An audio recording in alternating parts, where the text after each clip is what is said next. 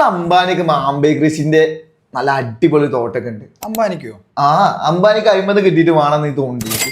അംബാനിക്ക് നല്ല തോട്ടുണ്ട്. 50 കിട്ടിയിട്ട് അംബാനിക്ക് പൈസ ഉണ്ടാക്കണമെന്നുണ്ടോ? ഇല്ല. ഈ അംബാനിന്റെ കേസിൽ ആമ്പേ കൃഷി ചെയ്യുന്നത് മൂപ്പര് അതിൽ നിന്ന് കിട്ടുന്ന പ്രോഫിറ്റ് എടുക്കാൻ അല്ലെങ്കിൽ അതിന് സമയം ഉണ്ടായിട്ടൊന്നുമല്ല.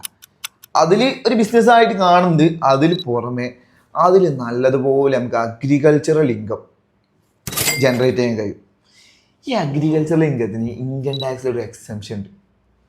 അഥവാ agricultural income tax act under section 10 subsection 1 പ്രകാരം ഫുള്ളി എക്സംപ്റ്റഡ് ആണ്.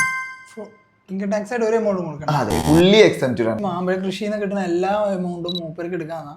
അതായത് അംബാനിക്ക് അതെ, മൂപ്പർക്ക് എടുക്കാം ഫുള്ളായിട്ട്. അതിന് എന്ത് പ്രോഫിറ്റ് വന്നോ ഫുള്ളായിട്ട് മൂപ്പർക്ക് എടുക്കാവുന്നതാണ്. ഫുള്ളായിട്ട് എക്സംപ്റ്റഡ് ആണ്. ഇൻകം ടാക്സിന് ഒരു രൂപ പോലും ശേഷം കിട്ടണ ഇല്ല. അങ്ങനത്തെ ലിമിറ്റോ കാര്യങ്ങളോ ഒന്നും വരുന്നില്ല. അങ്ങനെയല്ല, അതൊക്കെ ഒരു ട്രിക്കാണ് ബിസിനസ്സിൽ. ഇവർക്ക് അതിന് കിട്ടിയിട്ട് വേണ്ടെന്നറിയില്ലേ. ഇപ്പൊ നമ്മളൊക്കെ ഇല്ലേ നല്ലൊരു ഇൻകം ജനറേറ്റ് ചെയ്യുന്ന വ്യക്തിയാണെന്നുണ്ടെങ്കിൽ നല്ലൊരു ടാക്സ് പ്ലാനിങ് ഒക്കെ ഉണ്ടായിട്ട് വേണം അവർ ചെയ്യാൻ.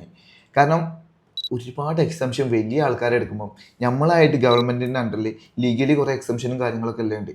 അതൊക്കെ നല്ലതുപോലെ യൂട്ടിലൈസ് ചെയ്യുകയാണെന്നുണ്ടെങ്കിൽ നമുക്ക് ബെനിഫിറ്റ് ഉണ്ടാണ്. ഇല്ലീഗൽ പരിപാടിയല്ല പറഞ്ഞാൽ ലീഗലി നമുക്ക് എന്തൊക്കെ ചെയ്യാൻ കഴിച്ചാൽ അതൊക്കെ നമ്മൾ ചെയ്യണം. വേണ്ടേ? വേണം.